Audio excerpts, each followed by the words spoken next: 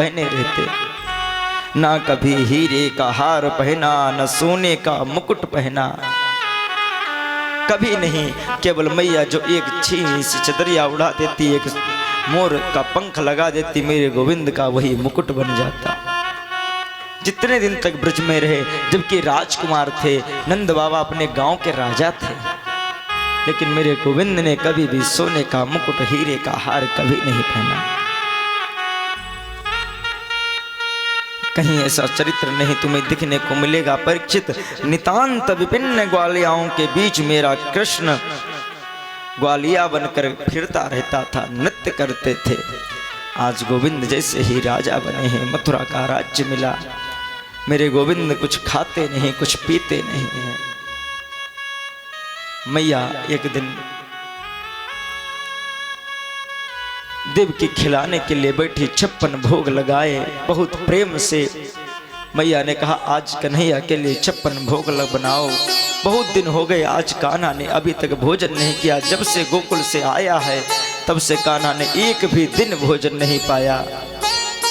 आज मैया के आदेश पर 56 भोग बने। मैया ने जैसे ही कान्हा को बुलाया, कान्हा के मुख में रखना चाहा, मेरे कान्हा रोने लगे, मैया मेरी इच्छा नहीं, मैं खाऊंगा नहीं। परीक्षित पूछते हैं गुरुवर किस कारण कान्हा ने नहीं खाया, क्या उसमें कुछ मिला था? बोले नहीं। कन्हैया ने कहा मैया ने कहा उद्धव जाओ कान्हा से पूछो किस कारण ये नहीं खाया इसने। कितने मन से आज मैंने खिलाना चाहा, लेकिन कान्हा ने खाया क्यों नहीं? ध्यान दीजिए, इतनी प्रेम रसीली कथा है मेरे गोविंद की। आप डूबते चले जाएंगे सागर में, लेकिन थाह नहीं मिलेगी। उद्धव जी गए, कान्हा से पूछते हैं मैया ने कहा है आपने भोजन क्यों नहीं पाया? कान्हा बोले मित्र क्या बताऊं, मुझे इन 56 भोगों में कोई स्वाद ही नहीं लगता।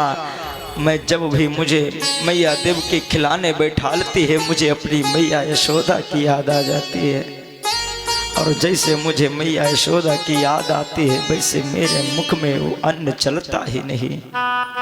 मैं कैसे खाऊं?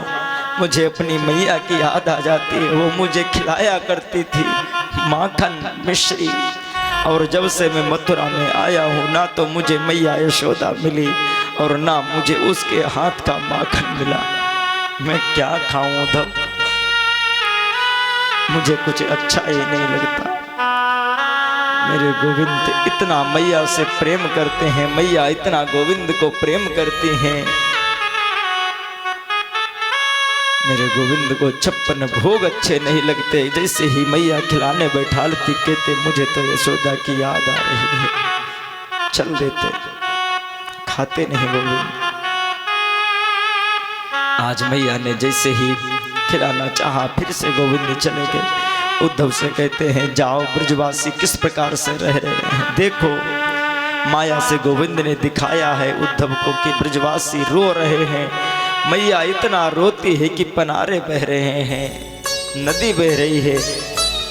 गोविंद ने उद्धव से कहा उद्धव जाओ, जाकर सबको समझाओ कि मैं कृष्ण नहीं हूँ, मैं परम पिता परमात्मा हूँ, अवतार लेकर आया हूँ। मैं किसी का लाला नहीं हूँ, किसी का कोई प्रेतम नहीं हूँ। उद्धव बोले तुम चिंता मत करो, मैं जाऊंगा, मैं समझाऊंगा, सब समझ जाएंगे। मैं गुरु बृहस्पति का शिष्य हूँ, मुझे सब शास्त्र आते हैं, सब शास्त्रों का मैं ज्ञाता हूँ। मैं अपनी भाषा में समझाऊंगा, सबके समझ में आएगा। कन्हैया तुम चिंता मत करो, मुझ पर विश्वास करो, मैं सबको समझा के आऊंगा। लाला बोले तुम जा तो रहे हो, लेकिन तुम्हें तो कोई पहचानेगा भी नहीं। बोले क्या करे? लाला ने एक अपनी काली कमली दे दी, बोले इसे डालकर जाओ तो सब समझ जाएंगे कि हाँ ये कन्हैया के पास से आए हैं।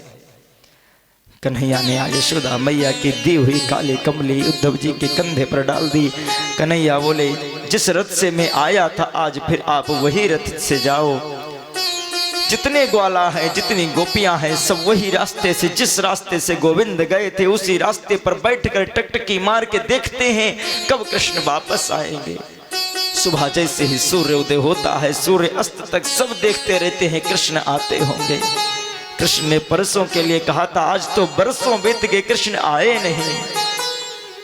जितने ग्वाला हैं सब झाड़ियों में बैठ जाते हैं।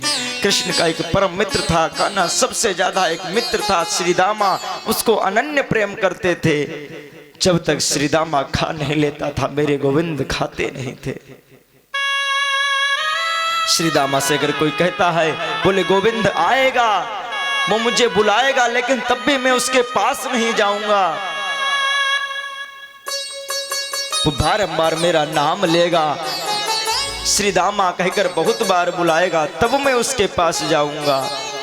आज जैसे ही श्रीदामा भी झाड़ियों में बैठा है, मेरे गोविंद को जो रथ पर उद्धव जी बैठे हैं, काली कमली डाले हैं, आकर जैसे ही रथ निकला, देखा है ग्वालों ने, गोपियाओं ने सब निकल पड़े, जितने ग्वाला हैं सब निकल पड़े। अरे कान्हा आ गया है, हमारा कान्हा वापस आ गया।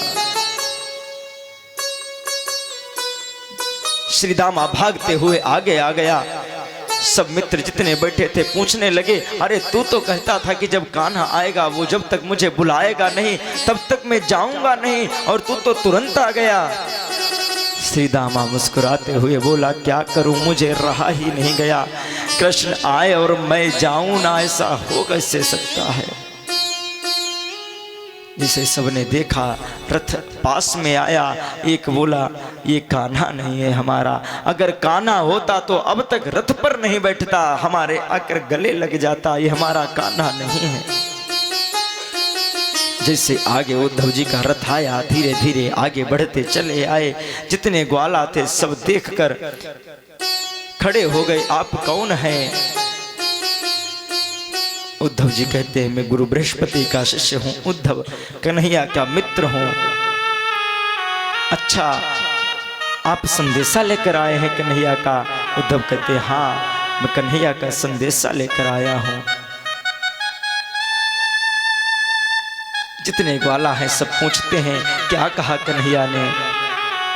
बोले सबसे पहले उसने कहा था यशोदा माँ के पास जाना। मुझे आप एक बात बताओ, यशोदा मैया का महल कहाँ है, नंद बाबा का महल कहाँ है, मुझे रास्ता बता दो। ग्वाला कहते हैं, रास्ता जब से कान्हा गया है तब से नंद भवन की तो इतनी सरल रास्ता हो गई है कि कितना भी व्यक्ति भूला हो, चाहे उसे नंद भवन जाना तो इतनी सरल रास्ता हो गई है। बोले बताओ किधर से जाए? ग्वाला कहते हैं, लाला क्या बताऊं, ये तो दिख रहा है, ये जल आ रहा है, ये जो पनारा सा दिख रहा है नदी। बोले हाँ दिख रहा है। बोले इसके बिल्कुल सीधे सीधे चलते चले जाओ, इसके चलते चले जाओगे तो तुम्हें नंद भवन ही सीधे रास्ता पहुंचा देगा।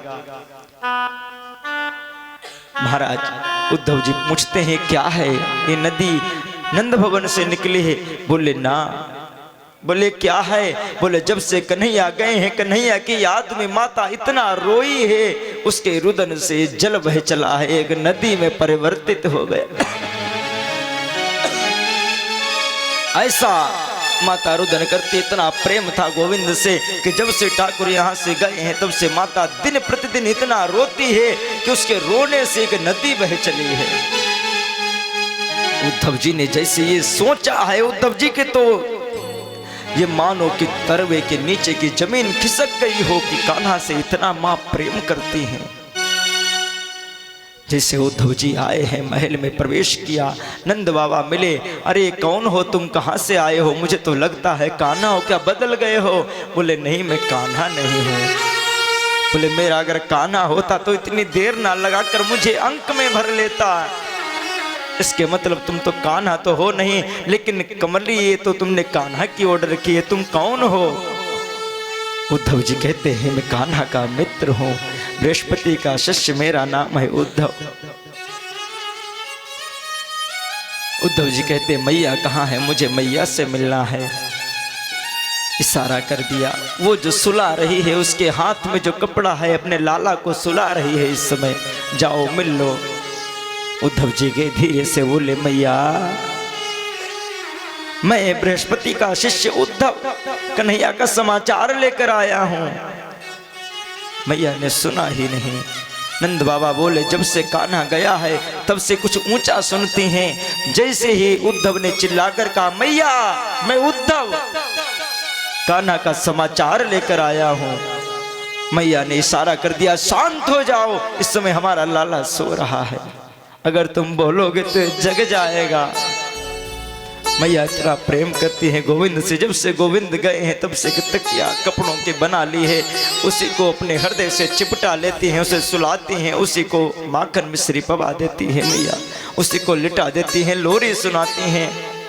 जैसे आज उद्धव ने तेज आवाज से बोले वैसे मैया ने शांत कर दिया, शांत रहो, इसमें मेरा लाला सो रहा है। उद्धव ने देखा कोई शब्द ही नहीं रहा, उद्धव के पास में निशब्द हो गए उद्धव।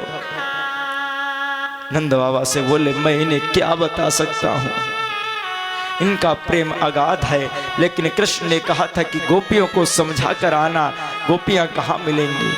नंद बाबा ने कहा जाओ जंगल में भ्रमरों का गुंजन सुनो, वहीं गोपियां मिलेंगी। यहाँ महाराज जी भ्रमर गीत भी गोपी गा रही हैं, भ्रमरों ने जो गीत गाया है कृष्ण की याद में, यहाँ भ्रमर गीत भी है, इतना समय नहीं, बहुत अच्छे अच्छे यहाँ गोपी गीत भ्रमर गीत सुनाते हैं। जैसे उद्धव जी आए हैं गोपियों के पास में, गोपियों को समझाते हैं उद्धव जी, अरे तुम किस कृष्ण की बात करती हो, वो तो परब्रह्म है, परमात्मा है, अजन्मा है, उसका जन्म नहीं होता। गोपी कहती हैं क्या कहते हो तुम कहते हो जन्म नहीं होता है, तो हमारे यहाँ माखन चुराने कैसे आता था, मैं उसको कैसे नचाती थी, मुझे तो लगता वो कृष्ण ही था। उद्धव जी कहते हैं बिनु पग चल ही सुन ही बिनु काना, कर बिनु कर्म कर ही विधि नाना, वो तो ऐसे हैं। बोले अगर उसके हाथ नहीं है तो वो मुरली किन हाथों से बजाता था, बताओ मुझे। तुम कहते हो उसके कान नहीं हैं, मैया बुलाती थी तो कोसों से दौड़ते चले आते थे मेरे गोविंद, तुम कहते हो उसके कान नहीं हैं। तुम कहते हो उसके पैर नहीं हैं, उन्हीं पैरों पर खड़े होकर मटके फोड़ा करता था कान्हा, किसकी बात करते हो तुम। हमारे साथ में उसने इतना रास किया, हमारे साथ में दिन प्रतिदिन खेला करता था, तुम कहते हो पैर नहीं हैं, अगर उसके पैर नहीं थे तो गऊ में चराने कैसे जाता था। उद्धव जी निशब्द हो गए। धन्य है तुम्हारा प्रेम, गोपियों को प्रणाम करके देवियों हम तुमसे परे हैं। आज गोपियों ने उद्धव जी को शास्त्रों का ज्ञान सिखाया। उद्धव जी वहां से तुरंत लौट आए, कन्हैया के पास आए। कन्हैया ने पूछा तुमसे गोपियों ने क्या कहा। उद्धव जी कहते हैं कहा क्या, मेरे पास तो कोई शब्द ही नहीं थे, किस प्रकार से मैं उन्हें समझाता। आज गोपियों ने जितना उद्धव का मान है सब चकनाचूर कर दिया। प्रेम जगत में सार और कुछ सार नहीं। महाराज हम अगर गोविंद के चरणों में अनन्य प्रेम करने लग जाएं तो चाहे हमने शास्त्र पढ़ रखे हैं नहीं पढ़ रखे हैं, कोई महत्वता नहीं रखते। गोविंद के यहाँ तो केवल प्रेम की महत्वता है। मीरा 8वां पास भी नहीं थी, गोविंद के चरणों में प्रेम था। और आज मीरा की कविताओं पर लोग पीएचडी करते हैं। किसकी महत्वता है? गोविंद के प्रेम की महत्वता है। हम गोविंद के चरणों में अनन्य प्रेम नहीं रख सकते। हम कहते हैं ये स्तोत्र पढ़ें तब गोविंद रीझेंगे, ये पूजा करवाएं तब गोविंद रीझेंगे, हम तब करें तब गोविंद रीझेंगे। आप गोपियों को देखो, केवल कृष्ण की दीवानी थी, कृष्ण से प्रेम करती थी, गोविंद उनसे मिलने के लिए जाते थे। प्रेम की महत्वता है। गोविंद केवल केवल प्रेम को मानते हैं। गोविंद कहते हैं हम किसी रिश्ते को नहीं मानते। हमारा अगर व्यक्ति भक्त हमसे प्रेम का रिश्ता जोड़ ले तो मैं उसके वशीभूत हो जाता हूं। इसी बीच मेरे गोविंद ने, जरासंध ने गोविंद पर 15 बार आक्रमण किया। मेरे गोविंद ने उसे 15 बार हरा दिया। 16वीं बार जब उसने जितने ब्राह्मण हैं पूरे राज्य के सबको बुलाया है, एक यज्ञ रखा, सबको जिमाया, सबको अपने वशीभूत कर लिया। सबने अरदास लगाई, गोविंद क्या करो, हमको कैसे भी इस दुष्ट से बचाओ। मेरे गोविंद पर जैसे इसने 16वीं बार आक्रमण किया, मेरे गोविंद ने बलदाऊ जी से कहा ये मानेगा नहीं। दाऊ भैया ऐसा करते यहाँ से भाग चलते हैं। दाऊ जी ने मना कर दिया, नहीं गोविंद हम भागेंगे नहीं लाला, हम रणछोड़ अपना नाम नहीं कहलवाएंगे, लोग हमसे रणछोड़ कहने लग जाएंगे। लाला बोले कऊ बात है कि दादा, हमसे सब माखन चोर कहते हैं, अगर रणछोड़ कहने लग जाएंगे तो कौन सी बड़ी बात है। माखन चोर तो हमसे सब कहते हैं, अगर रणछोड़ कहेंगे तो क्या बात है। मेरे गोविंद केवल ब्राह्मणों के लिए लोग कहें कि गोविंद ने रणछोड़, कि गोविंद भाग गए, भगौड़े हैं नहा। विप्र प्रसादात धरणी धरोहम, विप्र प्रसादात कमलावरोहम, विप्र प्रसादात अजिता अजितोहम, विप्र प्रसादात मम राम नामम। केवल विप्रों के लिए, ब्राह्मणों के लिए मेरे गोविंद सब लीला करने को तैयार रहते हैं। आज तो जरासंध ने सब विप्रों को, जितने ब्राह्मण हैं सबको अपने वशीभूत कर लिया, तो मेरे गोविंद ने हार भी स्वीकार कर ली। रातों रात मथुरा छोड़कर मेरे गोविंद ने विश्वकर्मा को आदेश दिया, समुद्र के बीच में एक सुंदर सा महल मेरे गोविंद का मथुरा जैसी की नगरी स्थापित हो गई। प्रेम से भक्त वत्सल भगवान की जय हो। संत लोग इसका अलग अलग भाव देते हैं। एक ये भी भाव है, मैं आपको बताना चाहूँ, गोविंद सागर में क्यों गए। मेरे प्रभु तो महाराज सिंधु के सागर हैं, भक्ति के सागर हैं, और गोविंद का निवास तो सागर में ही होता है, उसे कहीं नदियों में नहीं पा सकते, उसके था ही नहीं है। इसीलिए मेरे गोविंद ने जाकर निवास समुद्र में ले लिया। प्रेम से भागवत महापुराण की जय हो। इधर जब सब कार्य पूर्ण हो गए, जितने ब्रजवासी हैं सबको मेरे कान्हा लेकर पहुंच गए हैं। द्वारिकापुरी में सबका स्थान मिल गया, सब अपने अपने कार्य में रहने लग गए। कहा है बताया, गोविंद कहते हैं सब अपने अपने कार्य में, सबको अपना अपना कार्य बांट दिया, सब अपने अपने कार्य में व्यस्त हैं। इधर मेरे बलराम जी ने शादी कर विवाह कर लिया है। किसके साथ में विवाह किया? बलराम जी, उद्धव जी महाराज का आज रोहिणी के साथ में विवाह हो गया। अब इधर मेरे गोविंद ने सोचा, दाऊ भैया ने तो विवाह कर लिया, हम भी अपना विवाह करें। जय हो। मेरा भी मन है कि हमारा भी विवाह होना चाहिए। कौन कौन चाहता है गोविंद का विवाह हो? ये कौन चाहे महाराज? कौन कौन चाहता है गोविंद का विवाह हो जाए? सब चाहते हैं गोविंद का विवाह हो। शर्माते हैं, देखो कुछ नहीं चाहते हैं गोविंद का विवाह हो। अरे आपके चाह से का होए वालो, मेरे गोविंद को जो प्रिय होएगो तो वही। गोविंद को तो मन है विवाह करने को, तुम्हारो मन हो तो चलो रसगुल्ला खावे, ना मन हो तो यहाँ बैठो। विवाह तो होएगो ही महाराज। कौन कौन रसगुल्ला लेके आए हो है बताओ गोविंद के लिए? कोई ना लायो है, किसों के हाथ में डब्बा ना दिख रो रसगुल्ला को। प्रेम से भक्त वत्सल भगवान की जय हो। आज मेरे गोविंद के मन में विचार चल ही रहा था कि इधर रुक्मिणी जी लक्ष्मी के रूप में आई हैं। महाराज, इनका एक भाई है जिसका नाम है रुक्मी। इसने विवाह शिशुपाल के साथ में इनकी सगाई कर दी, तय कर दिया है। संक्षेप में ही आज रहेगा, वैसे ये बड़ी लंबी चर्चा है। अब मैंने गोपी संवाद इतना लंबा कर दिया, 3 घंटे में क्या क्या सुनाऊं। अच्छा, डूब जाता हूं तो कोई न कोई तो लंबी चर्चा हो ही जाती है। प्रेम से भक्त वत्सल भगवान की जय हो। इधर रुक्मी इनका भाई है, इसने सोचा शिशुपाल से सगाई कर दी जाए, ये दुष्ट है। अब दुष्ट तो दुष्ट के पास ही जाएगा। रुक्मी नहीं चाहती है। रुक्मी ने तो अपने अंतर आत्मा से गोविंद को अपना पति मान लिया। भाभी से कहा, भैया भाभी आप तो जानती हो मैंने अपनी अंतर आत्मा से गोविंद को अपना पति माना है, और भैया ने हमारी सगाई हमसे बिना पूछे ही कर दी है। शिशुपाल के साथ में मैं अपना जीवन कैसे व्यतीत करूंगी? मैं प्राण दे दूंगी, मैं जीना नहीं चाहती। मैंने तो अपने मन से गोविंद को अपना पति मान लिया। भाभी ने समझाया, आप क्यों अपना मन छोटा करती हो? गोविंद तो सबकी पुकार सुनते हैं, तो तुम्हारी क्यों नहीं सुनेंगे? एक काम करो, एक पत्र लिखो, कैसे भी गोविंद तक सूचना दे दो। अगर तुमने अपना संदेश गोविंद तक पहुंचा दिया तो अवश्य तुम्हारी सुनेंगे। कुंदनपुर के राजा हैं, इनके पिता महाराज प्रतिदिन गौरी का पूजन करने जाते हैं रुक्मी जी।